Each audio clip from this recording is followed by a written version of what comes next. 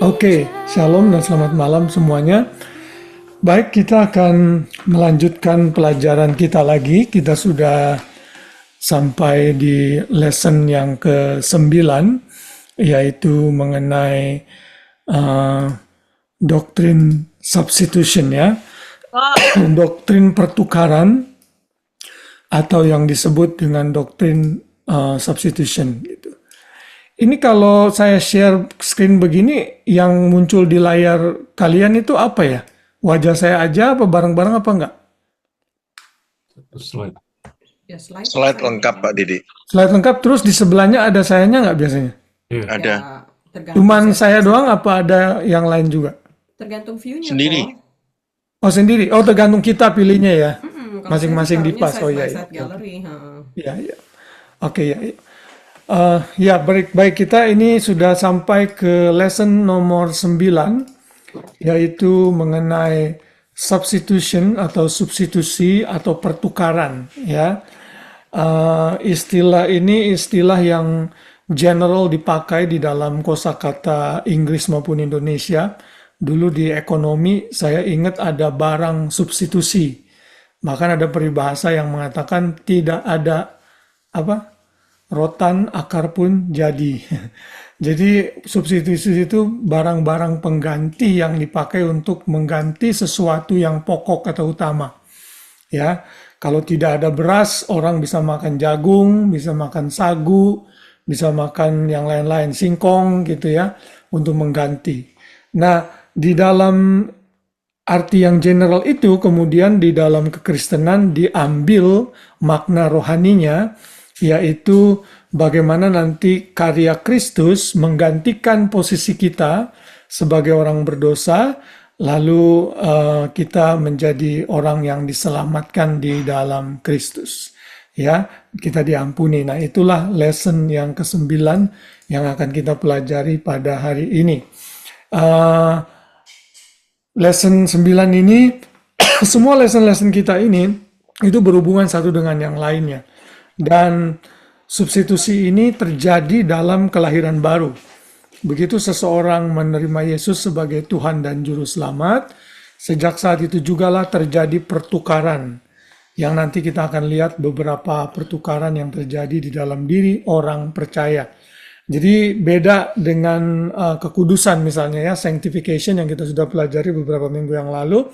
Itu ada yang posisi, ada yang progresif, ada nanti disempurnakan. Jadi itu tergantung dari relationship kita dengan Tuhan yang progresif. Nah kalau ini saudara nggak perlu lakukan apa-apa, saudara hanya perlu percaya. Lalu setelah saat itulah maka saudara akan digantikan posisinya, harusnya dihukum, saudara bebas dari hukuman karena Kristus yang menanggungnya.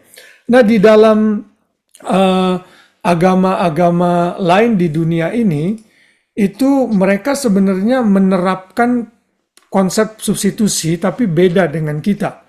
Ya, misalnya ya orang Islam itu kalau mau selamat dia mesti menggantikannya dengan usahanya.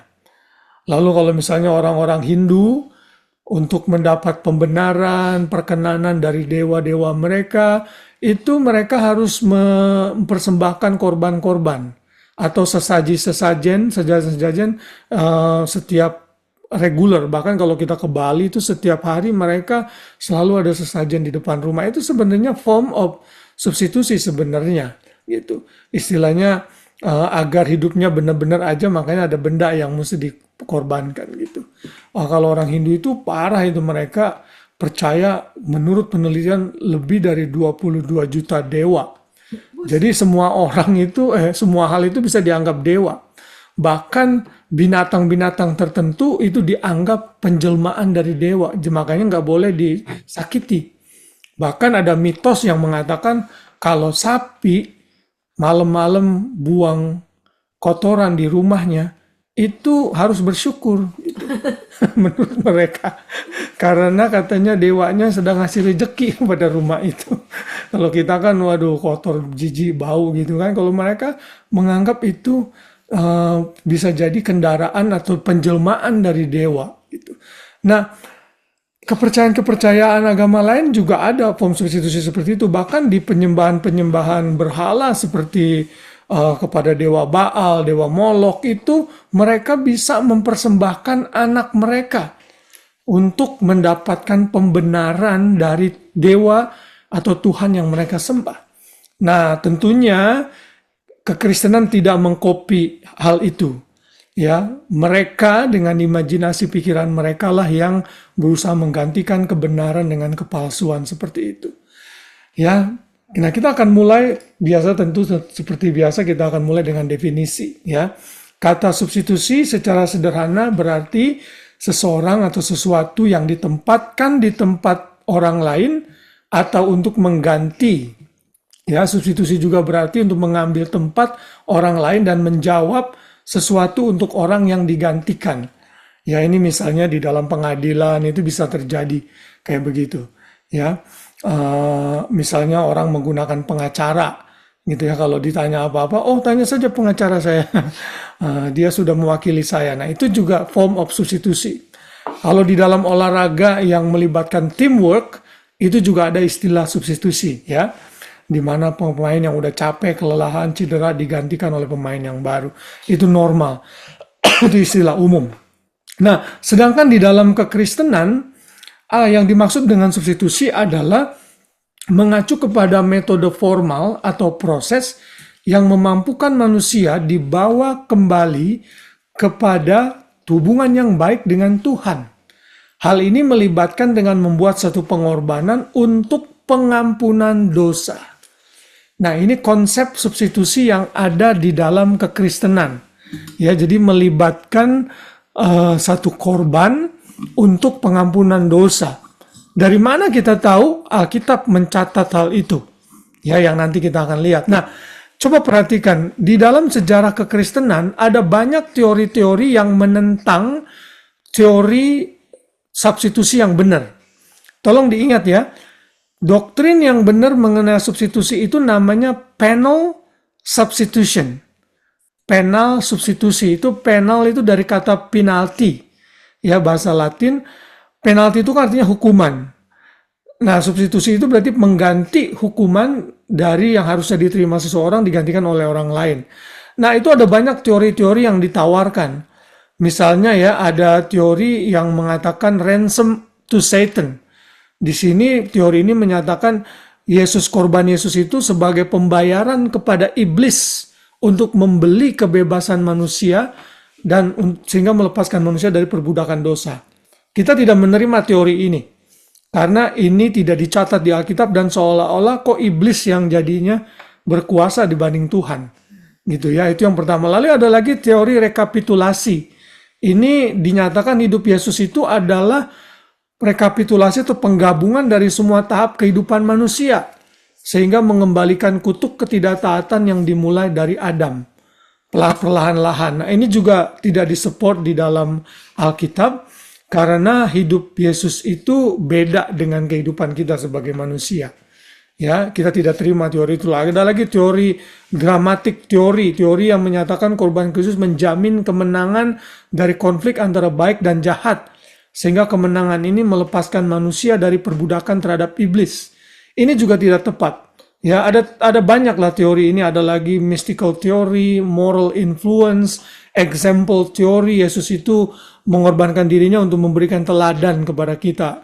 Nah, itu juga kurang tepat. Yes, Yesus bisa jadi teladan, tapi bukan teladan yang memberikan substitusi. Nah, yang kita terima adalah penal substitution.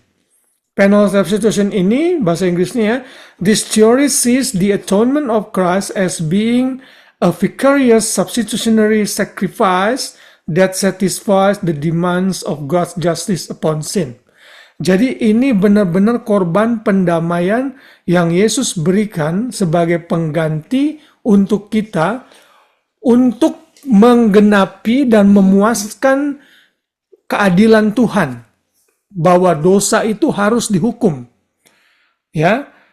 Nah, yang dihukum itu bukan kita, bukan saudara, tapi yang dihukum itu Tuhan Yesus. Nah, kalau dalam dua pengadilan itu ada istilah double jeopardy. Orang yang sudah dihukum tidak boleh dihukum untuk kedua kalinya. Jadi kalau saya sudah menggantikan Pak Ivan untuk satu dosa yang Pak Ivan lakukan, saya yang dipenjara, saya yang bayar fine, Pak Ivan itu nggak boleh lagi dihukum, eh, nggak boleh dihukum kedua kedua kalinya. Oh, slide-nya nggak jalan ya? Nggak ada Kang dari tadi. Dari tadi slide-nya jalan nggak? Iya, ini aja yang Jalan. kemarin mengenai substitusi mengacu. Oh, belum itu. Oh, memang saya belum berubah, memang belum. Oh, Iya, tapi masih ada kan di sini kan? Iya, iya. Ya, ya, memang saya belum berubah. Saya tidak berubah dahulu, sekarang saya bersama. Enggak, itu Tuhan Yesus. maafin, Iya, sampai mana tadi saya ya? Oh, ya, jadi kalau orang sudah dihukum, baik dirinya sendiri udah melakukan atau digantikan orang lain, itu nggak bisa di dalam dunia pengadilan, nggak boleh. Pengadilan sekuler pun ngerti. Nah, makanya lah Tuhan tidak punya hak lagi menghukum kita kalau Yesus sudah menyelamatkan kita dari dosa. Kalau kita udah menerima Yesus, kita free. Ya, jelas ya? Jadi saudara jangan terkungkung dengan pemikiran, oh nanti saya kalau kayak begini akan begini, akan begini. Nah, saudara udah selamat di dalam Yesus. Itu penting. Nah, sekarang kita akan melihat seperti biasa di dalam perjanjian lama itu doktrin substitusi sudah diperkenalkan jauh-jauh sekali sejak dari kitab Kejadian malah. Tuhan menetapkan prinsip substitusi di Taman Eden saat Adam dan Hawa jatuh dalam dosa dengan membunuh hewan untuk menutupi ketelanjangan mereka. Ingat ya, waktu itu mereka berusaha menutupi dengan daun-daunan, tapi Tuhan membunuh binatang, lalu kulitnya diambil mengcover mereka. Ya, coba tolong dibacakan Om Anton dulu. Kejadian 3 ayat 21. Kejadian 3 ayat 21, dan Tuhan Allah membuat pakaian dari kulit binatang untuk manusia dan untuk istrinya itu, lalu mengenakannya kepada mereka. Nah, ini salah satu contoh bentuk mulai Tuhan pelan-pelan menunjukkan bahwa suatu hari kelak akan ada korban yang akan dikorbankan untuk manusia yang sudah jatuh dalam dosa. Ya, makanya kenapa korbannya Kain diterima? Sepertinya Adam mengajarkan kepada anak-anaknya, tapi mungkin Kain ignore kebenaran ini, malah dia kasih produce dari tumbuh-tumbuhan, which is Tuhan tidak senang gitu. Ya. Lalu yang berikutnya kita akan melihat misalnya di dalam sejarah bangsa Israel, pada saat bangsa Israel terbentuk, di dalam hukum Taurat jelas sekali orang Israel itu harus mempersembahkan korban ya untuk membayar harga dari dosa-dosa mereka. Dalam bentuk apa? Darah yang dikorbankan di dalam ritual korban itu. Misalnya di dalam Bilangan 29 ayat 2, ini dalam konteks korban pada hari raya, karena setiap hari raya itu ada korban-korban yang harus diberikan. Di situ dinyatakan mereka harus mengolah sebagai korban bakaran menjadi bau yang menyenangkan bagi Tuhan. Dosa mereka diampuni, lalu mereka hukuman dosa itu beralih kepada binatang itu yang dikorbankan. Jadi perlahan-lahan Tuhan sudah mulai menunjukkan bahwa you have to do certain rituals to be righteous, to be accepted by God, gitu ya. Nah, lalu yang paling jelas lagi adalah dalam ritual hari raya Yom Kippur. Coba tolong diperhatikan yang ini nih ya. Saudara, di dalam hari raya pendamaian itu 1 tahun sekali seorang imam besar di Israel harus masuk ke ruang Maha Kudus mempersembahkan korban. Nah, salah satu ritual yang harus dilakukan oleh seorang imam adalah mereka mesti membawa 2 kambing, ya. Lalu di kambing yang pertama itu, ini ayatnya yang ada di dalam di layar saudara, si imam ini Harun ini harus meletakkan tangan di atas kepala kambing yang satu, sehingga dosa-dosa umat Israel itu transfer kepada yang hidup itu. Ya, domba yang satu itu. Tapi kambing yang satu itu. Tapi ada satu lagi kambing yang lain yang namanya Azalel. Kambing ini berwarna hitam. Ya. Nah, kambing ini nggak akan dibunuh, tapi dilepas di padang gurun, lalu jangan sampai kambing itu kembali lagi ke perkampungan mereka.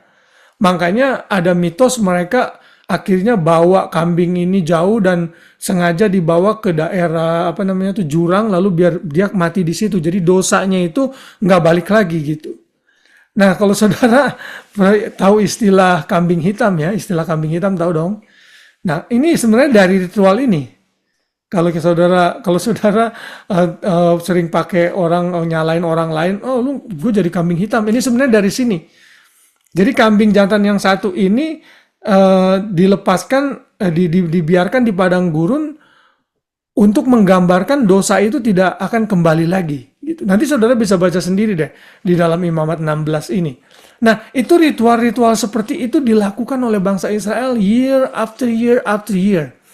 Ya, untuk menggambarkan suatu hari kelak juru selamat itu akan lahir dan mati untuk menebus dan menyelamatkan manusia dari dosa. Ya, ingat ya, keselamatan itu tetap di dalam Yesus. Orang-orang perjanjian lama saved by grace dengan cara bagaimana? Ada yang masih ingat nggak? Coba unmute kalau masih ingat. Orang perjanjian lama dipercayakan karena kasih karunia, karena korban Kristus, tapi dengan cara apa? Hukum Taurat. Salah. Dengan cara apa? Ingat nggak? Dengan cara itu apa ya? Lupa. Ada yang ingat? Dengan cara Iman, faith juga, tapi projection. Ya, Imam. projection, melihat ke depan. Melihat ke depan bahwa Mesias akan lahir. Kalau kita ini looking back, ya, melihat korban yang sudah selesai, sudah terjadi. Itu bedanya ya. Jadi tetap di dalam Kristus, nggak bisa kayak tadi Grace bilang selamat karena hukum Taurat, nggak ada itu konsep seperti itu di dalam keselamatan kekristenan. Ya, jadi by projection, by looking back. Nah, di dalam perjanjian lama juga kalau saudara ingat peristiwa Passover, hari raya Passover itu hari raya untuk apa? Ada yang ingat? Hari raya Paskah? Originalnya itu terjadi kapan itu hari raya Paskah? keluar bangsa Israel dari Egypt. Iya. Ini kok Grace Bible nggak ada bahasa Inggrisnya? Hah? Gimana? Siapa tadi yang jawab? Iren? Iya, yang tadi Cik Grace bilang keluar dari merayakan. Iya, sebelum dia keluar, apa yang terjadi? Oh, udah lewat itu yang mati itu ya, yang apa? Ya, anak sulung. Anak Ingat ya? sulung. Firaun itu kan ngelarang mereka untuk keluar. Lalu udah sampai sura ke-9 masih belum juga. Akhirnya Tuhan bilang, oke, enough is enough. Saya akan bunuh semua anak-anak sulung, ya kan? Lalu orang Israel bilang, tapi bagi kamu dan sisi rumahmu, ambil 1 ekor domba. Kalau nggak punya uang, share dengan beberapa orang. Lalu bunuh, darahnya kamu harus percikan di tiang-tiang pintu, dipeletkan. Begitu malaikat maut lewat, begitu dia lihat darah itu, rumah orang Israel dilewati. Makanya Passover, dilewati. Pesach atau Paskah. Nah, darah yang dikorbankan itu menggambarkan korban Kristus. Ya, nah itu juga menggambarkan substitusi yang Tuhan akan kerjakan suatu hari kelak di perjanjian baru. Ini ayatnya, ya. Saya minta tolong nanti Grace, kamu tolong baca, Grace. Keluaran 12 ayat Keluaran 13. 12 ayat 13. Dan darah itu menjadi tanda bagimu pada rumah-rumah di mana kamu tinggal. Apabila aku melihat darah itu, maka aku akan lewat daripadamu. Jika tidak akan ada tulah kemusnahan di tengah-tengah kamu apabila aku menghukum tanah Mesir. Ya, jadi ini yang sangat clear sekali mengenai substitution yang terjadi di perjanjian lama. Ya, gambaran korban Kristus yang suatu hari kelak akan terjadi di kayu salib.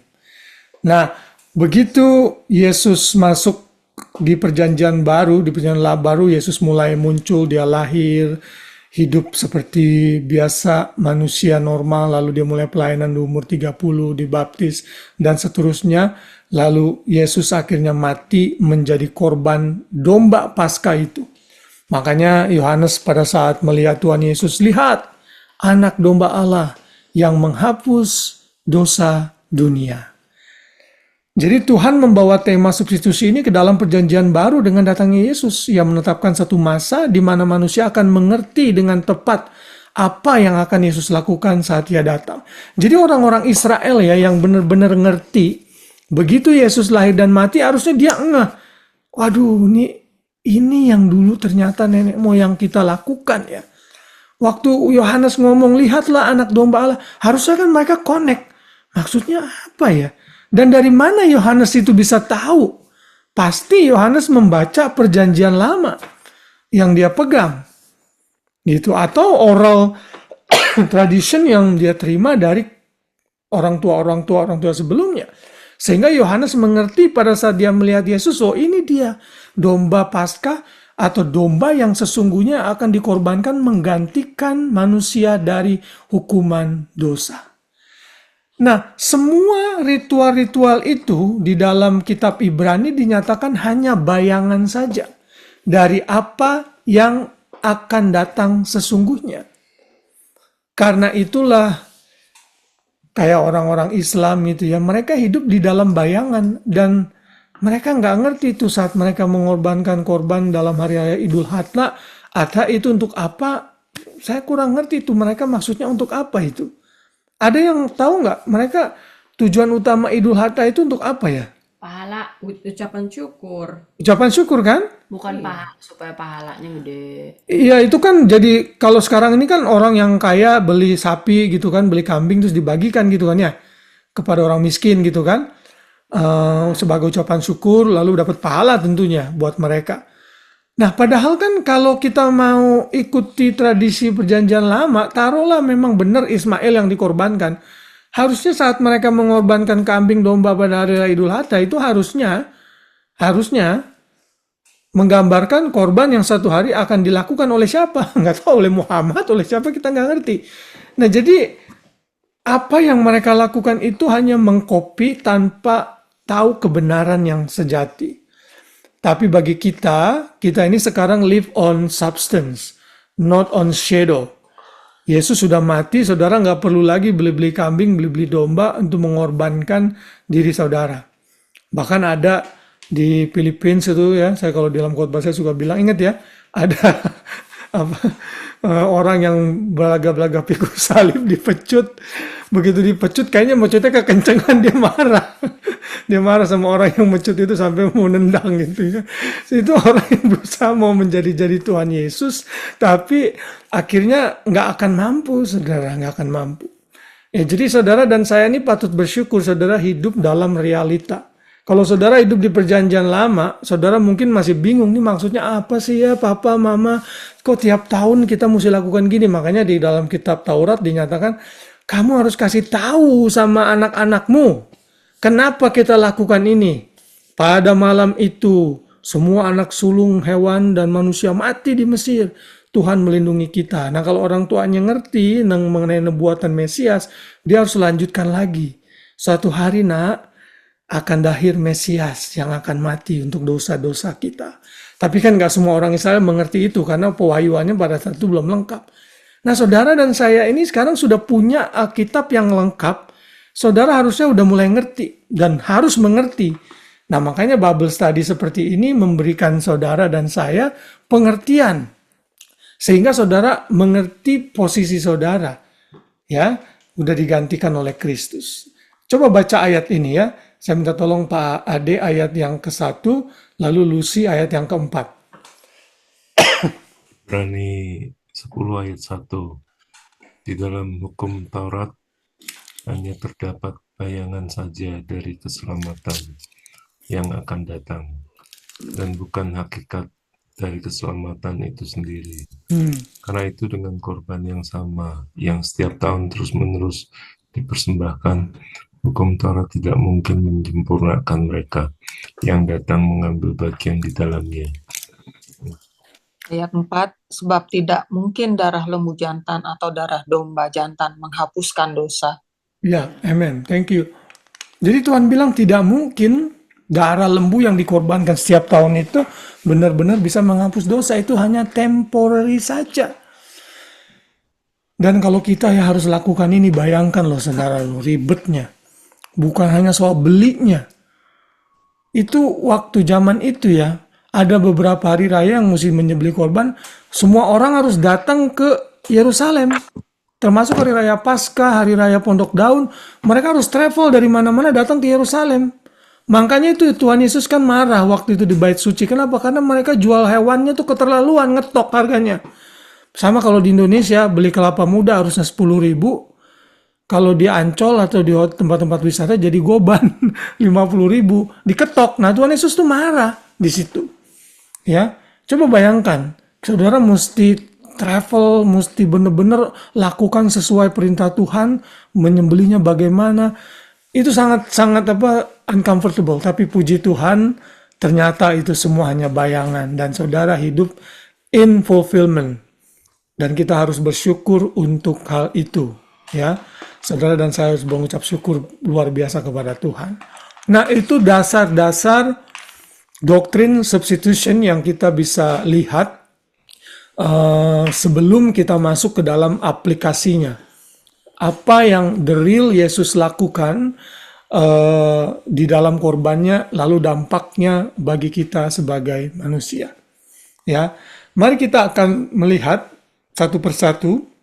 Yesus itu sudah melakukan banyak hal di kayu salib untuk kita. Nah, ini pertukaran yang terjadi. Mudah-mudahan selesai dalam 20 menit. Ada 10 hal yang saya mau share kepada saudara yang Yesus lakukan di kayu salib, lalu dampaknya bagi kita. Yang pertama, ya. Yang pertama di iPad ini. Yang pertama adalah Yesus dihukum agar kita diampuni. Ya, Jesus was punished agar kita diampuni. Kita akan lihat ayatnya di dalam Yesaya 53 ayat yang keempat. Tolong dibacakan Pak Ivan. Yesaya 53 ayat 4. Tetapi sesungguhnya penyakit kitalah yang ditanggungnya, dan kesengsaraan kita yang dipikulnya. Padahal kita mengira dia kena tulah, dipukul dan ditindas Tuhan. Ya, saudara, Yesaya 53 itu adalah nubuatan mengenai korban dan karya Kristus suatu hari kelak. Itu teolog bilang gospel in Old Testament. Ya, bahkan orang Yahudi itu beberapa yang ekstrim nggak suka dengan pasal ini, lalu dia menyobeknya karena dia menganggap ini bukan untuk Mesias. Mesias nggak mungkin menderita. Mesias itu harus menjadi raja, mengalahkan musuh-musuh Israel. Nah, mereka salah ngerti dengan hal itu. Ya, nah sesungguhnya penyakit kita lah yang ditanggungnya. Yesus dihukum agar kita diampuni. Penyakit di sini bukan hanya penyakit jasmani. Yang paling penting adalah penyakit rohani. Ya, karena konteksnya ini tidak berbicara mengenai kesembuhan, tapi ini berbicara mengenai hukum dosa yang harusnya ditanggung oleh kita, tapi Yesuslah yang menanggungnya. Ya, Yesus dihukum agar kita diampuni. Lalu ayat berikutnya saya minta tolong nanti Hari dibacakan Efesus 1 ayat 7. Efesus 1 ayat 7. Sebab di dalam Dia dan oleh darahnya kita beroleh penebusan, yaitu pengampunan dosa menurut kekayaan kasih karunia-Nya. Oke, thank you. Di dalam Dia oleh darahnya kita beroleh apa? Penebusan, pengampunan dosa. Jadi saudara, ini orang-orang yang sudah diampuni oleh Tuhan. Ya, kita sangat bersyukur sekali Tuhan melakukan ini untuk kita. Nah, saudara, ada cerita tahun 1880 di dalam kisah ini dinyatakan ada seseorang yang perang antara Inggris dan Prancis pada saat itu, ya. Dan waktu itu di Prancis setiap orang itu diundi namanya, lalu diambil, siapa yang dapat dia mesti ikut wajib militer dan ikut perang gitu. Tapi kalau misalnya namanya sudah diambil, udah dia bebas. Nah, ada satu nama diambil, begitu diambil, dia bilang, oh, saya sudah melakukan ini 2 tahun yang lalu, bahkan saya sudah mati. Apa maksudnya kamu itu hidup sekarang? Begitu diselidiki, ternyata dulu ada orang yang menggantikan orang ini 2 tahun yang lalu. Ya, waktu itu dia ambil namanya, dia bilang, aduh kamu ini ada keluarga dan lain sebagainya, saya ini single, kalau saya meninggal nggak apa-apa, udah saya ambil tempat kamu. Akhirnya orang ini nggak melakukan, orang yang itulah yang melakukan. Dan dia akhirnya mati terbunuh di perang. Saudara tahu orang itu siapa? Orang yang digantikan itu adalah Napoleon Bonaparte, yang terkenal, tokoh terkenal di Prancis. Nah, itu salah satu contoh substitusi yang saudara dan saya bisa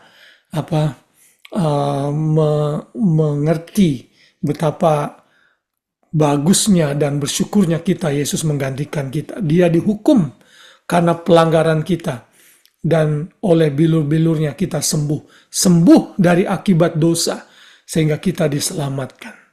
Ya, itu yang pertama. Lalu yang kedua, Yesus ditikam, dilukai, sehingga kita disembuhkan. Ini mirip ya dengan yang pertama tadi ya. Ayatnya juga masih sama tadi, kita tidak perlu ulangi lagi dibaca ya. Tadi untuk pengampunan dosa, tapi ini lebih pada kesembuhan dari seluruh keberadaan kita, eksistensi kita sebagai manusia, hubungan kita dengan Tuhan dipulihkan. Oleh bilur-bilurnya kita menjadi sembuh. Tapi di sini pun bisa juga jadi penyakit-penyakit kita pun Tuhan juga bisa tanggung ya. Namun dalam hal penyakit ini kadang tidak selalu. Saya katakan biar saudara tidak menyalahkan Tuhan. Ya, ada orang yang memang akhirnya harus meninggal karena sakit penyakit tertentu. Tapi kalau saudara misalnya sakit, saudara tentunya boleh dan harus berdoa gitu ya. Tetapi kita harus bergantung pada kedaulatan Tuhan. Dia mau menyembuhkan atau tidak itu tergantung kedaulatan Tuhan. Tugas saudara berdoa, saudara percaya Tuhan tahu yang terbaik gitu. Ya. Jadi kita tidak bisa membukul rata. Oke, setiap saya begitu terima Yesus nggak akan menderita sedikit pun sakit, flu aja enggak. Ya, come on, itu denying reality lah, nggak seperti itu. Jadi efek dari karya Kristus itu yang terpenting kesembuhan secara rohani, sedangkan kesembuhan jasmani itu bonus yang Tuhan berikan bagi kita anak-anaknya. Ya. Nah, lalu ayat yang lain itu dicatat dalam 1 Petrus 2:24, ini cuma quote mirip dengan yang tadi di Yesaya 53 ayat yang keempat. Ya. Dia telah memikul dosa kita dalam tubuhnya supaya kita menjadi sembuh. Supaya kita yang telah mati terhadap dosa hidup untuk kebenaran. Oleh bilur-bilurnya kamu telah sembuh. Ya, puji Tuhan. Lalu yang berikutnya kita akan melihat yang ketiga, Yesus dijadikan dosa agar kita dibuat benar di dalam Tuhan. Nah, please Bapak Ibu Saudara tolong ingat ayat ini ya. Karena ini ayat utama, ayat emas divine exchange yang terjadi di dalam korban Kristus. Ingat saja 2 Korintus 5 ayat 21. Ya, tolong dibacakan Hani sekarang. 2 Korintus 5 ayat 21, dia yang tidak mengenal dosa telah dibuatnya menjadi dosa karena kita, supaya dalam dia kita dibenarkan oleh Allah.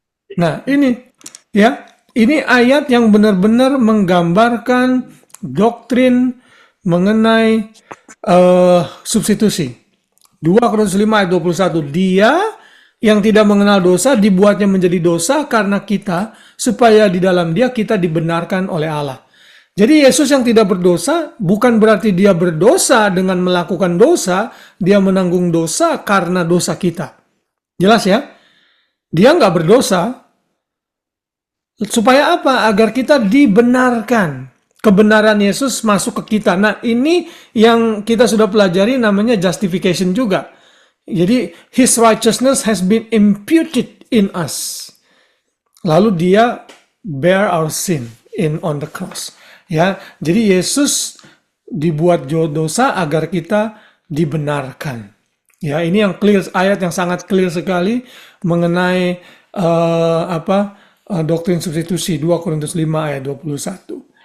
Yang berikutnya, yang keempat, Yesus mengalami kematian agar kita apa? Share atau memiliki hidupnya. Wah, luar biasa ya. Saudara, orang-orang yang di luar Kristen itu seperti mayat berjalan. Karena mereka sesungguhnya adalah mati. Tapi kita, saudara sekarang yang saya lihat saudara di sini, walaupun saya nggak lihat secara fisik, saya cuma lihat gambarnya, bahkan saya cuma lihat nama-namanya doang, yang kameranya ditutup. Tapi saya tahu saudara ini orang yang sudah hidup secara roh. Amin. Karena Yesus sudah mati untuk kita.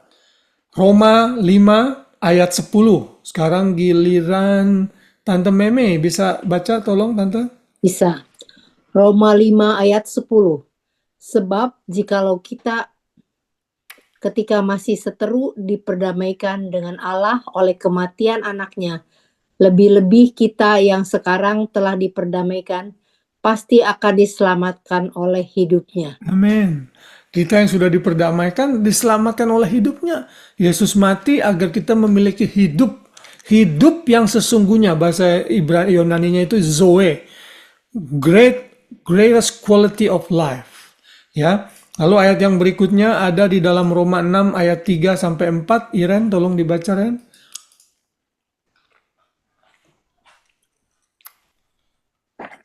Ini apa mouse-nya. Oke, Roma 6 ayat 3 sampai 4. Atau tidak tahukah kamu bahwa kita semua yang telah dibaptis dalam Kristus telah dibaptis dalam kematiannya? Dengan demikian kita telah dikuburkan bersama-sama dengan Dia. Dia oleh baptisan dalam kematian supaya sama seperti Kristus telah dibangkitkan dari antara orang mati oleh kemuliaan Bapa. Demikian juga kita akan hidup dalam hidup yang baru. Karena Kristus telah dibangkitkan dari orang mati, maka kita pun akan hidup dalam hidup yang baru. Yesus mengalami kematian agar kita hidup. Jadi saudara ini sekarang bisa disebut benar-benar makhluk hidup. Hidup secara roh maupun hidup secara jasmani. Ya, dan saudara mesti bersyukur untuk itu. Karena saudara nanti dan saya akan hidup selama-lamanya di surga kekal. Dan kita akan ketemu lagi. Dan saya bersyukur di surga nggak ada Bible study. Jadi kita nggak perlu capek-capek, saya nggak perlu siap-siapin ini lagi karena pikiran kita disempurnakan, kita mengerti. Kalaupun ada Bible study, yang ngajar Tuhan Yesus sendiri. Wah, luar biasa ya. Kalau Tuhan Yesus sendiri, sebelum kita nanya, dia udah tahu apa yang ada dalam pikiran kita. Oh, kamu mau nanya ini kan? Oke, saya langsung jawab. Saudara, ini satu kebanggaan dan realita yang kita patut syukuri di dalam Kristus. Next, yang kelima, Yesus dikutuk, menerima kutuk, agar kita menerima berkat-berkat-Nya. Wah, luar biasa ya. Galatia pasal yang ketiga ayat 13 sampai 14. Tolong Budi dibacakan, Bud.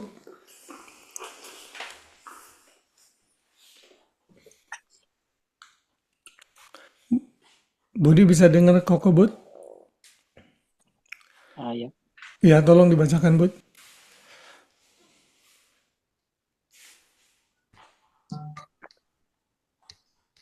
Tunggu.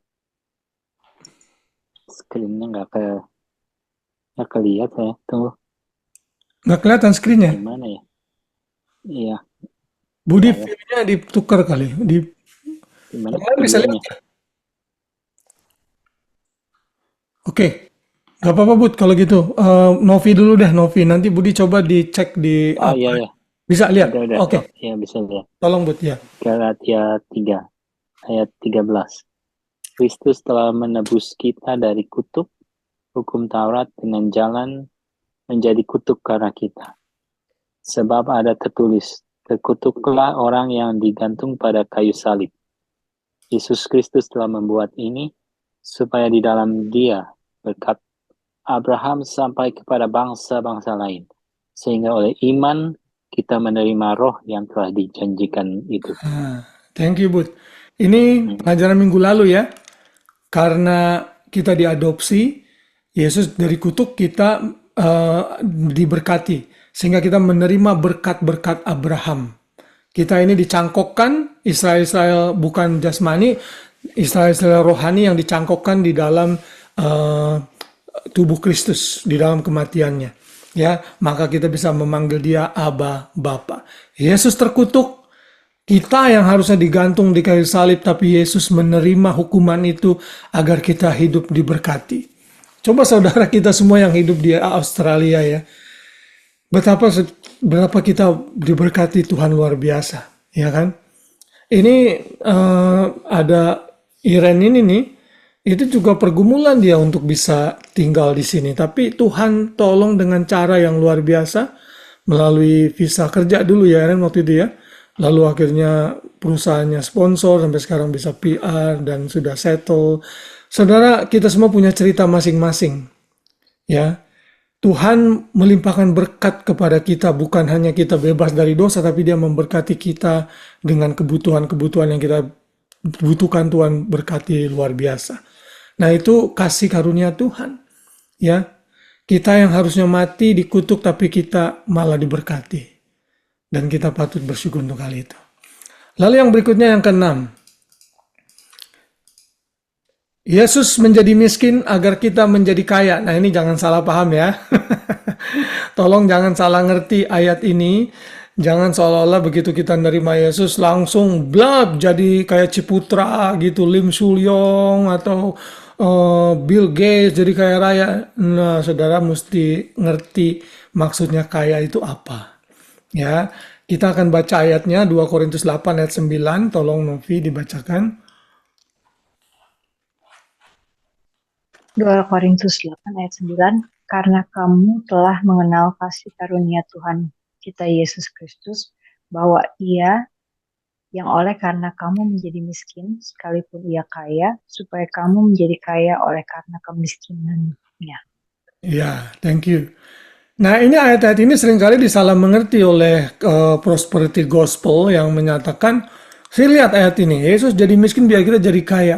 Kalau saudara lihat ayatnya, ini maksudnya kaya di sini kaya dalam memberi. Kalau saudara lihat seluruh ayat 2 Korintus 8, itu Paulus memuji jemaat Makedonia yang walaupun dalam keadaan yang tidak banyak uang, tapi mereka memberikan persembahan untuk disalurkan untuk pelayanan. Di Korintus, di Yerusalem, Paulus mau mengkolek persembahan itu, mengumpulkan persembahan itu. Paulus bilang, wah saya salut sekali dengan rohmu itu, yang luar biasa memberinya. Lalu, ya Paulus bilang kalau bisa kamu lakukan lebih giat lagi. Bukan karena aku tapi untuk ke-benefitmu juga. Kenapa? Karena Kristus telah mati bagi kita, menjadi miskin agar kita menjadi kaya. Artinya saudara tuh kaya dengan kemurahan hati. Ya. Saudara, memang ini bisa juga diaplikasikan dengan kehidupan kita yang tadi saya katakan kita diberkati oleh Tuhan itu mah bonus yang dari Tuhan. Tapi kan ada orang-orang percaya yang ibadahnya aja lantainya dari tanah gitu. Waktu itu GBI Manuel sempat mengumpulkan dana untuk membangun gereja itu. Saudara, ada banyak orang Kristen yang hidup di goa-goa karena mereka nggak bisa beribadah. Apakah itu bukan berarti ayat ini tidak berlaku untuk mereka? Mereka kaya dari segi rohani mereka. Ya, kalau Tuhan memberkati kita dengan berkat-berkat jasmani, itu tujuannya agar kita bisa menjadi berkat sama seperti orang Makedonia. Amin. Makanya saudara kalau punya berkat harus sisihkan untuk mana-mana yang untuk pekerjaan Tuhan. Untuk persembahan saudara ke gereja, pekerjaan Tuhan, saudara nggak boleh menahan berkat yang Tuhan berikan lalu tidak tersalurkan. Saudara mesti sumbang untuk pekerjaan Tuhan di mana perlu, ya dengan sekerelaan saudara, gitu ya. kita bisa gunakan resources kita. Jadi ini yang Yesus teladani, yang Yesus berikan. Dia mati untuk kita, dia menjadi miskin agar kita kaya, kita diberkati lalu bisa menjadi berkat bagi orang lain dan kita kaya dalam memberi untuk pekerjaan Tuhan. Lalu yang berikutnya, yang 7. Yesus menanggung kehinaan agar kita dimuliakan dan menerima kemuliaannya. Ibrani 12 ayat 2, tolong Om Anton lagi dibacakan.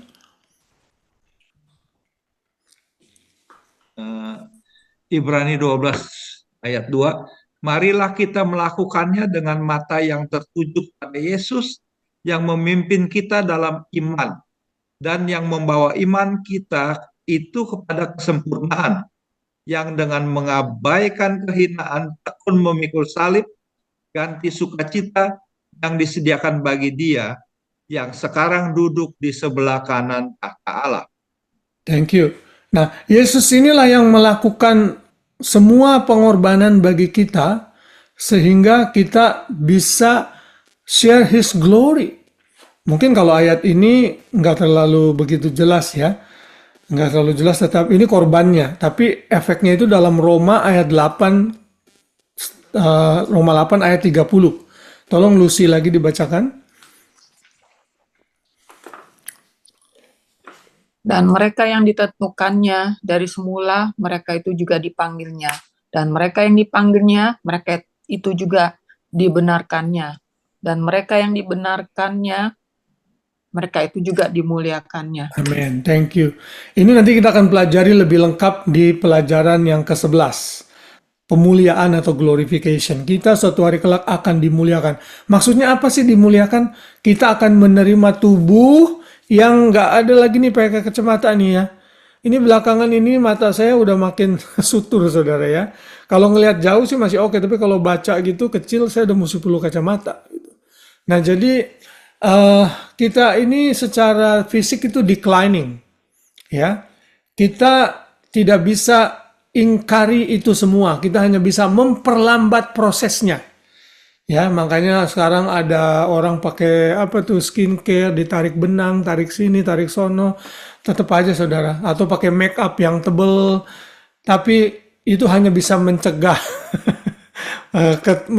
memperlambat prosesnya. Tapi penuaan itu pasti akan terjadi.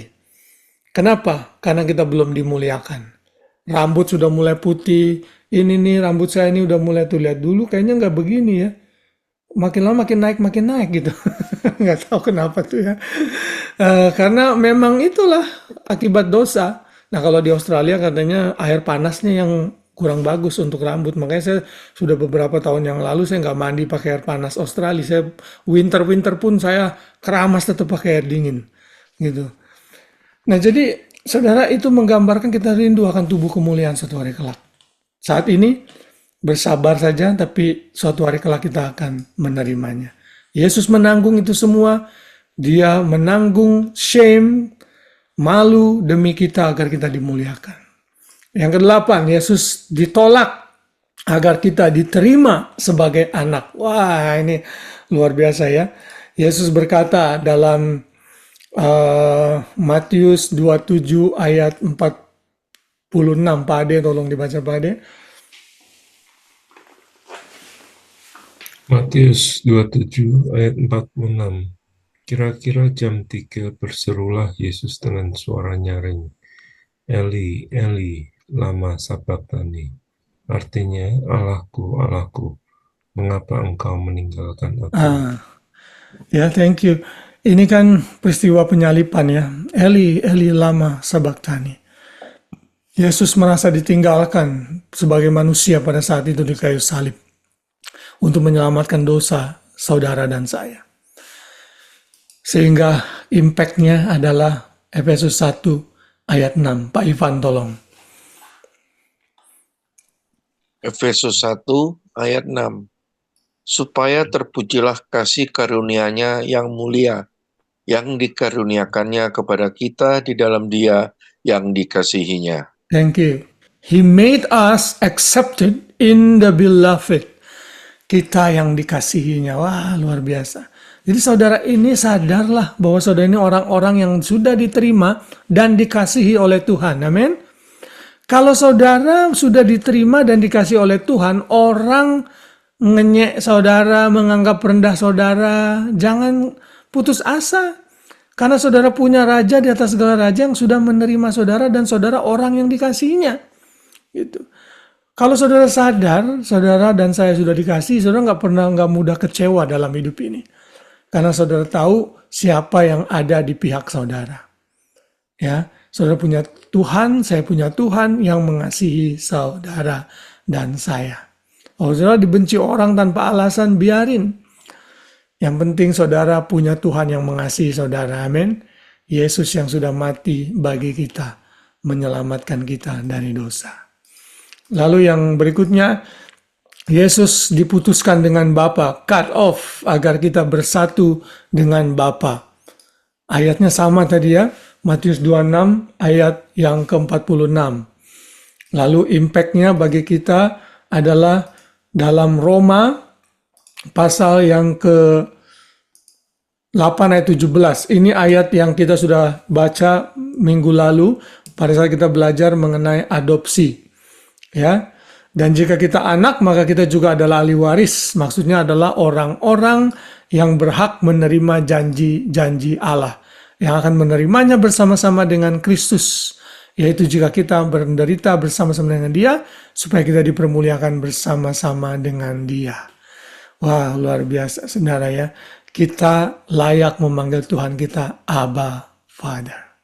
Yesus terputus dengan Bapa agar kita terkonek dengan Bapa di sorga.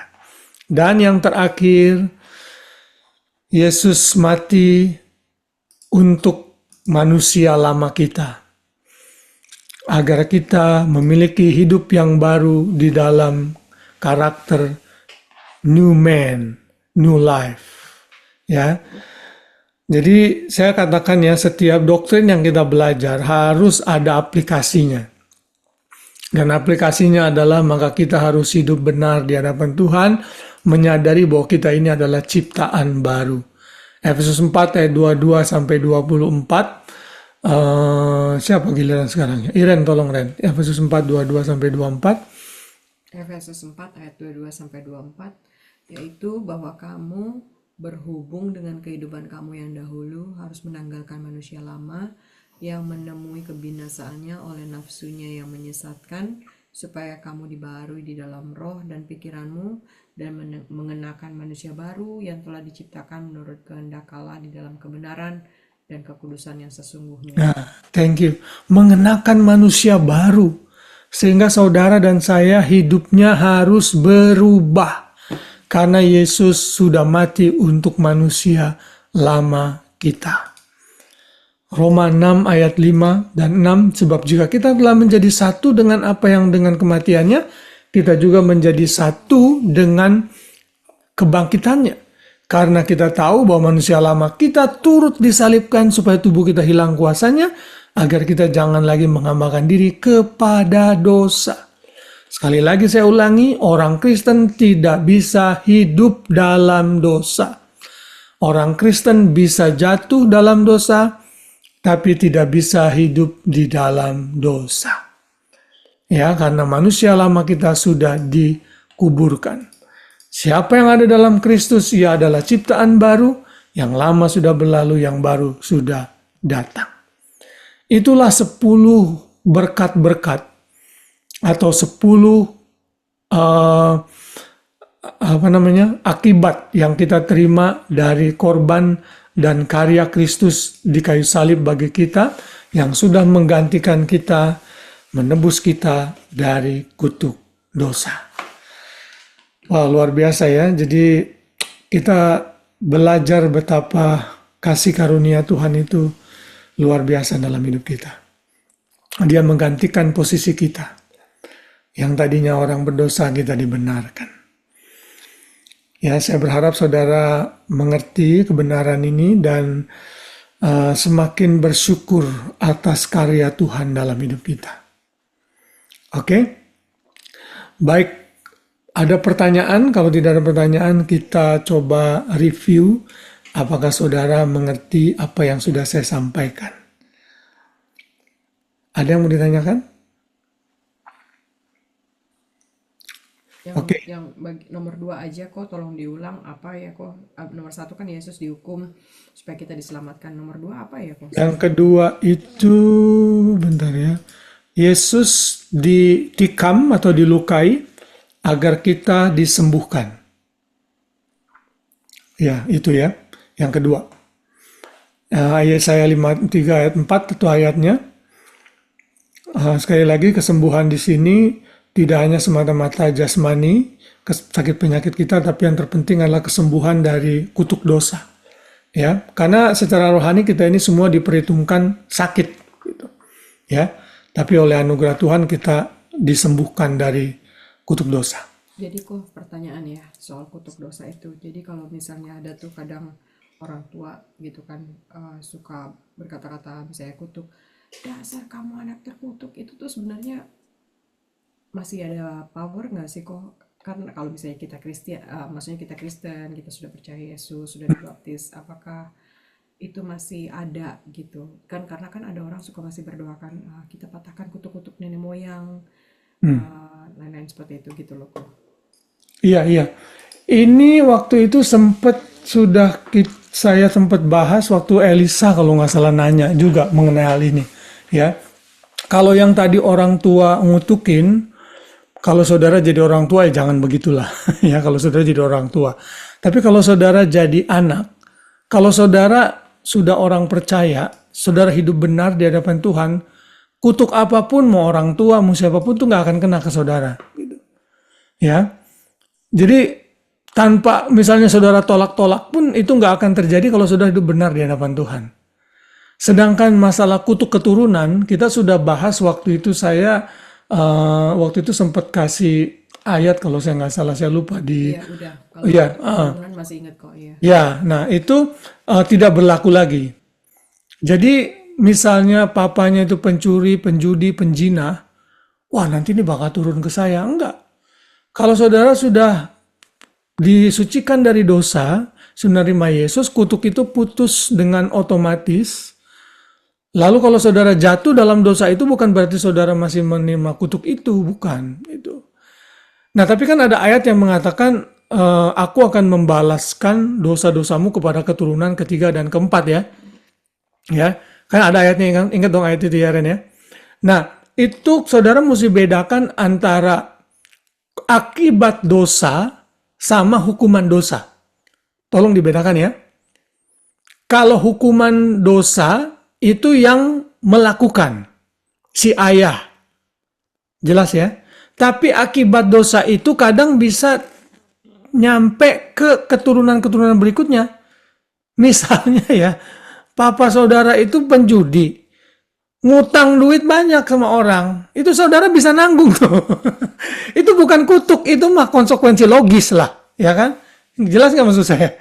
Ya, jadi mesti dibedakan antara hukuman dosa sama konsekuensi dosa. Kalau konsekuensi dosa tuh bisa ditanggung sama keturunan-keturunan setelah itu.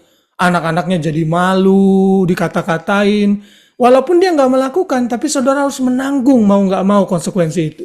Makanya sebelum bikin dosa mikir, kata Calontong mikir, karena yang akan nanggung tuh bukan nanggung hukuman ya, maksud saya nanggung konsekuensinya. Kadang-kadang anak-anak kita bisa kena. Jelas nggak ini ya kira-kira ya? Jadi soal kutuknya, jadi jangan berpikir nanti kalau saya berzina, aduh kenapa ya saya kok nggak bisa meninggalkan dosa zina? Oh karena papa saya penjina, makanya nih saya jadi berzina. No, kalau begitu saudara lari dari tanggung jawab. Tuhan nggak mau. Yang berzina itu saudara, bukan papa saudara. Dosa yang saudara tanggung berzinahan saat itu, bukan dosa papa saudara. Gitu. Kalau saudara udah di dalam Kristus hidup benar, kutuk perzinahan itu udah nggak ada lagi, putus sampai situ, selesai. Gitu. Ya. Nah jadi hal-hal seperti ini saudara mesti mengerti. Ya. Gimana Ren menjawab ya itu ya? Iya kok, thank you kok. Kalau kutuk sama sumpah itu apa bedanya kok? Iya kalau sebenarnya sumpah serapa, kalau yang disebut maksudnya sumpah demi Tuhan gue nggak melakukan itu, maksudnya apa? Gue sumpahin lu. Ya itu kutuk sebenarnya. Itu kutuk, kata-kata kutuk sebenarnya, curse. Nah, itu Ini teori, maksudnya tuh ada dulu-dulu kan kita suka dibilangin kan, lu jangan sembarangan ya kutuk-kutuk orang. Kalau orang itu adalah orang benar, kutuk lu tuh balik lu ke lu gitu itu. Kan suka ada gitu kan kalau iya, orang iya. positif. Heeh. Nah, kalau kita kan di dalam orang percaya kan diajarkan tuh membalas jahat dengan kebaikan. Kalau misalnya ada orang yang ngutuk kita kayak gitu, saudara bilang aja, saya percaya kutuk itu tidak akan terjadi pada saya. Saya berdoa biar saudara yang kena kutuk itu. Jangan gitu. Bukan gitu maksudnya. Saya berdoa agar Tuhan mengampuni saudara. Udah gitu aja. Kalau Tuhan itu dengan keadilannya pasti bisa menunjukkan kepada orang itu, kalau nanti seorang orang itu kena tulah yang disumpahkan kepada kamu, bukan karena kita nyumpahin dia, tapi karena memang itu disiplin dari Tuhan yang Tuhan berikan untuk dia. Karena kita tidak mau juga delight in apa ya, in punishment of evil gitu kepada orang. Kita nggak mau orang celaka kita seneng, rasain lu sih dulu ngutukin gua. Kita nggak mau kayak begitu juga, karena kita punya hukum kasih gitu. Ya, jadi saya percaya kalau orang apapun menyumpahi kita, mengutuki kita, kalau kita hidup benar di hadapan Tuhan, itu nggak akan punya ground untuk kita bisa nyampe kepada kita. Jadi nggak usah takut. Saya juga beberapa kali suka dikutukin begitu, ya. Tapi nggak apa-apa, biarin aja gitu. Ya, gue sumpahin lu, mudah-mudahan lu gini-gini lu. Bukan mudah-mudahan, gue sumpahin lu begini gitu. Terutama kalau orang yang lagi musuhan sama kita kan gitu. Ya, enggak lah, itu nggak terjadi di dalam hidup kita. Yang penting saudara hidup benar ya, jangan menyimpang dari firman Tuhan gitu. Oke, thank you. Baik, kita stop dulu ya tanya jawabnya, kita review dulu pertanyaan. Saya ada beberapa pertanyaan di sini. Saudara pilih aja dah, mau esai apa mau true or false ya. Kalau pertanyaan esai saya udah habis, terpaksa true or false ya. Sekali lagi ini salah nggak apa-apa, jangan berkecil hati gitu ya. Ini kan cuma sekedar latihan saja. Ya, saya akan koreksi juga kalau nggak tepat. Saudara bisa milih mau benar atau salah atau esai ya. Kita mulai dari Hari. Hari mau apa Hari? Kabur ya tadi. Benar salah aja deh. Benar salah. Oke. Banyak agama lain di dunia ini yang memiliki doktrin substitusi yang sama persis dengan kekristenan. Salah atau benar? Salah. Salah. Oke, good Hari. Oke. Well done. Sekarang Grace. Kamu bisa dengar nggak Grace? Udah tiduran dia. Tadi ke kamar karena sakit. Grace? Nggak dengar suara dia, saya. Oke. Kalau gitu kita lompat ke Om Anton. Esai. Esai, oke mantap Om. Oke Om, berikan salah satu contoh tindakan substitusi yang pernah dilakukan atau terjadi di Perjanjian Lama. Di Perjanjian Lama waktu orang Israel keluar dari Mesir,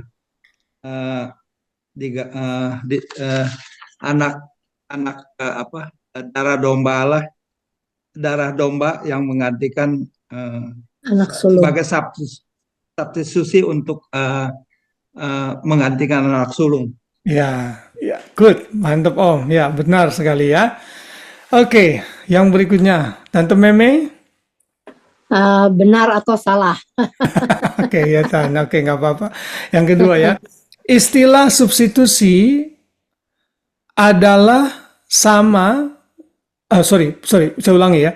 Istilah substitusi adalah pengudusan yang Tuhan Yesus kerjakan dalam kelahiran baru. Benar atau salah? Salah. Salah. Harusnya apa Tan yang benar? Substitusi itu untuk menggantikan menggantikan posisi kita. Posisi kita, iya. Betul, Tante. Mantap. Iya. Ya. Oke, yang berikutnya Lucy.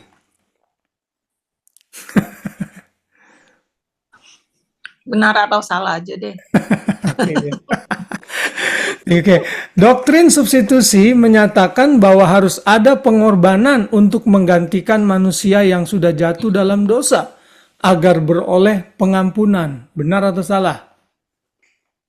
Salah. Ulang. Coba dengar baik-baik ya. Doktrin substitusi menyatakan bahwa harus ada pengorbanan untuk menggantikan manusia yang sudah jatuh dalam dosa agar beroleh pengampunan. Iya, Salah. benar. Benar ya, oke. Ya, good. Pak Ivan, Moesai, Biasa Pak, true and false. oke. Simbol tindakan pertama Tuhan untuk melakukan substitusi terhadap dosa adalah saat Ia membunuh seekor hewan untuk menutupi ketelanjangan Adam dan Hawa setelah jatuh dalam dosa. Benar atau salah? Benar. Benar, thank you. Yes, good. Hani, Saya. mau esai? Esai, oke. Ini mah gampang lah. Jelaskan secara singkat sebenarnya apa sih yang dimaksud dengan doktrin substitusi itu? Tadi udah sempat disebutin ya, menggantikan posisi Tuhan menggantikan posisi kita orang berdosa. Oke, ya, good, benar. Yang berikutnya Budi, masih di situ Bud? Mau benar atau salah atau apa Bud? Oh, belum ada ya Budi ya? Hari belum hari. Hari udah tadi? Benar atau salah deh Pak? Benar atau salah Bud? Oke. Ya benar salah ya Pak. Ya, dari semua teori substitusi pendamaian, hanya panel substitusi yang paling tepat dan alkitabiah. Benar atau salah, Bud? Tadi Budi udah join belum ya waktu Koko nyampein mengenai teori-teori ini? Coba diulang lagi kok. Gimana? Ya, dari semua teori substitusi pendamaian, hanya panel substitusi yang paling tepat dan alkitabiah. Benar atau salah, Bud? Salah. Benar, Bud. Jawabannya, Bud. Ya, oke, Bud. Pertanyaan yang lain ya. Tadi kan apa? Panel substitusi itu yang paling tepat, Bud. Bud, Yesus dihukum agar kita bebas hidup dalam dosa. Benar atau salah? Yesus dihukum agar kita bebas hidup dalam dosa. Salah. Salah tuh Bud, ya benar. Oke. Ya. Ya, agar kita Novi. kita nggak bisa. Novi. Ya. Mau apa Novi? Benar atau salah? Wah, saya stoknya udah hampir habis nih kayaknya. Oke, yang berikutnya. Salah satu ayat yang jelas menggambarkan doktrin substitusi adalah 2 Korintus 5 ayat 21. Kita yang sudah, Yesus yang tidak mengenal dosa, dibuatnya jadi dosa agar kita dibenarkan. Itu benar atau salah? Benar. Benar, oke. Siapa yang masih belum ya? Iren udah belum, Ren? Belum ya? Iren nggak ada pilihan, kamu mau mesti esai lah. Oke.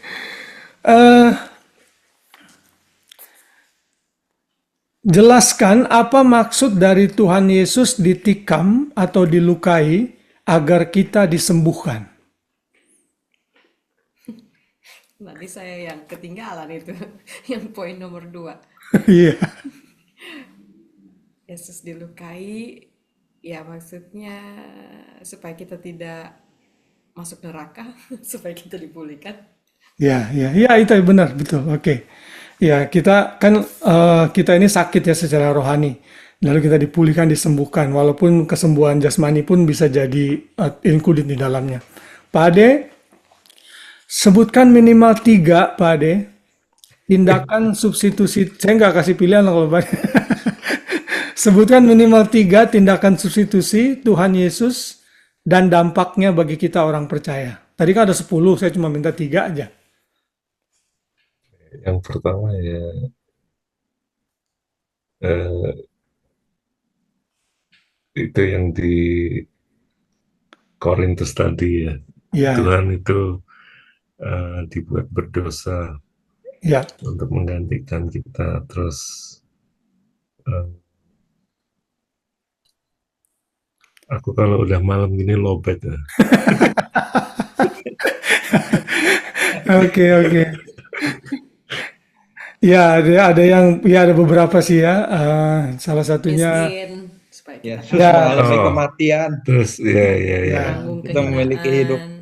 Good, good. Ya, yang di Ibrani juga nanti apa ya, namanya bahwa ya, it's darah okay. Good. domba dan darah itu tidak bisa menggantikan, tidak Ya, bisa menebus.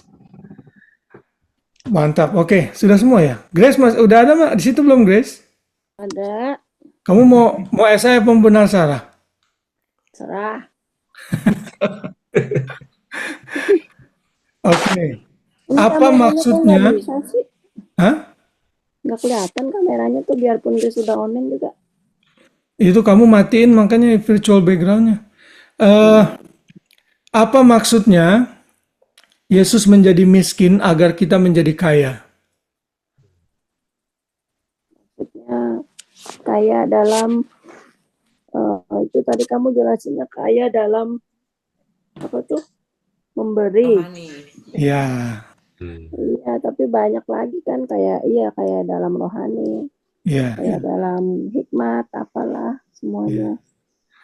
Oke, good. Sudah semua ya? Apa ada yang terlewat? Sudah semua ya? Oke. Iya, jadi itulah pelajaran kita untuk hari ini. Apakah ada yang mau ditanyakan lagi? Ada yang belum jelas atau ada pertanyaan lain? Itu tadi pertanyaan apa tuh pernyataan itu kok tadi kamu bilangnya Kain sama Habil persembahan Kain tidak diterima karena bukan tidak mengandung darah. Tapi kan bukan karena itu. Kalau di ayatnya kan dibilang mungkin karena si Kain mempersembahkannya dengan setengah hati. Iya, itu ada beberapa sebab. Yang salah satunya paling benar itu yang ayat di Perjanjian Baru. Sikap hatinya juga dia nggak benar. Tapi selain sikap hatinya nggak benar, akhirnya tertuang dari cara memberikan persembahan yang salah gitu. Kan Tuhan itu kan require blood. Dan for some reason kayaknya Adam itu sudah menyampaikan informasi itu kepada anak-anaknya. Kalau kamu mau mempersembahkan korban kepada Tuhan, harus dengan membunuh seekor binatang. Nah, walaupun memang Kain waktu itu bidang pencariannya, bidang pencariannya tumbuh-tumbuhan, tapi kan bukan berarti dia nggak bisa memperoleh binatang gitu. Itu one of the reason, nggak the only reason. Ya, jadi yang terpenting adalah hatinya Kain memang sudah nggak benar. Nah, karena hatinya Kain nggak benar, salah satunya manifestasinya terlihat dengan cara mempersembahkan yang salah. Sama seperti Saul. Saul juga kan begitu.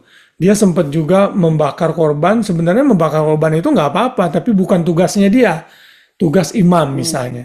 Nah, karena hatinya nggak benar, dia lakukan sesuatu yang menyimpang dari Tuhan. Dan dalam sejarah bangsa Israel, Tuhan selalu koreksi tuh.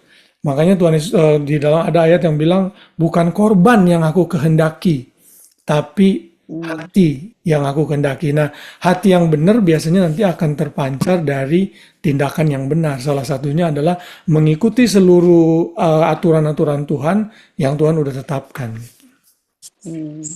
Oke. Ada pertanyaan yang lain lagi? Jelas semua ya? Oke, kalau begitu kita ambil foto dulu untuk record saya. So, saudara, kalau saudara punya teman di Indonesia atau di mana yang rindu untuk belajar seperti ini, ajak mereka join, nggak apa-apa. Ya, semakin banyak, semakin baik gitu. Ya, ready? Siap ya, senyum. Budi, nggak bisa ke Novi ada kamera apa gimana? Kalau bisa ditunjukkan dulu sebentar, Bud. Si Peyem ini. Oke, nah itu Budi. Siap ya, 1, 2, 3. Oke, thank you semuanya ya. Kita sudah, nanti setelah ini kita masih berapa lagi sih? 3 lagi ya? Sekarang tanggal berapa ya? Kita Lima. tanggal 5 ya? Masih tiga topik lagi ya. 3 apa 4 ya? 3 ya? Emang sampai berapa episode? Ini kan baru yang ke-9.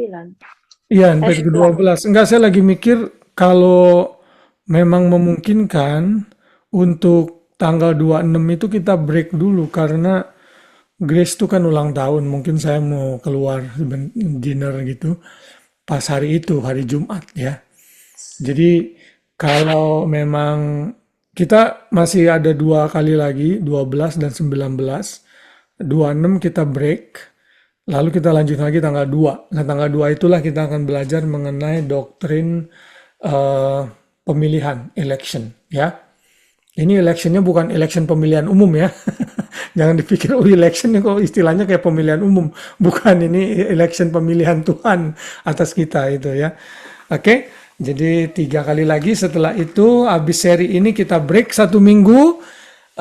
Lalu saya akan persiapkan seri yang baru, nanti saya akan kasih tahu kita akan belajar apa. Ya, baik, mari kita tutup dalam doa. Tuhan, sungguh kami bersyukur dan berterima kasih untuk kesempatan yang Tuhan berikan belajar lagi kebenaran firman Tuhan. Kami tahu masih banyak hal yang kami seringkali lupa, kami seringkali tidak mengerti. Biarlah Roh Kudus yang akan mengingatkan terus, yang berdiam di dalam kami, yang tugasnya juga adalah mengajar, untuk mengingatkan setiap apa yang sudah kami pelajari dan kami baca. Dan bukan hanya itu saja, kami juga mau belajar menerapkannya dalam kehidupan kami yang sehari-hari.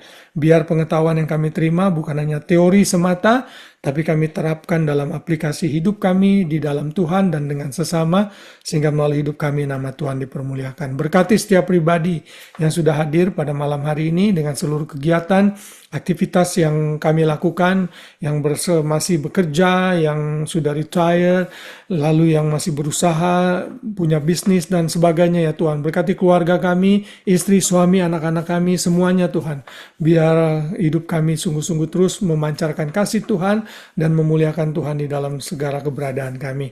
Kalau sebentar kami akan istirahat, Kau lindungi dan jaga kami sepanjang malam biar kami bisa tidur dengan nyenyak dan besok pagi kami bangun dengan tubuh, jiwa, raga yang sehat dengan rahmat Tuhan yang baru setiap hari. Kami bersyukur Tuhan menyertai dan memberkati. Mari kita angkat tangan bersama, saya mau memberkati saudara. Tuhan memberkati engkau dan melindungi engkau. Tuhan menyinari engkau dengan wajahnya dan memberikan engkau kasih karunia. Tuhan menghadapkan wajahnya kepadamu dan memberikan engkau damai sejahtera.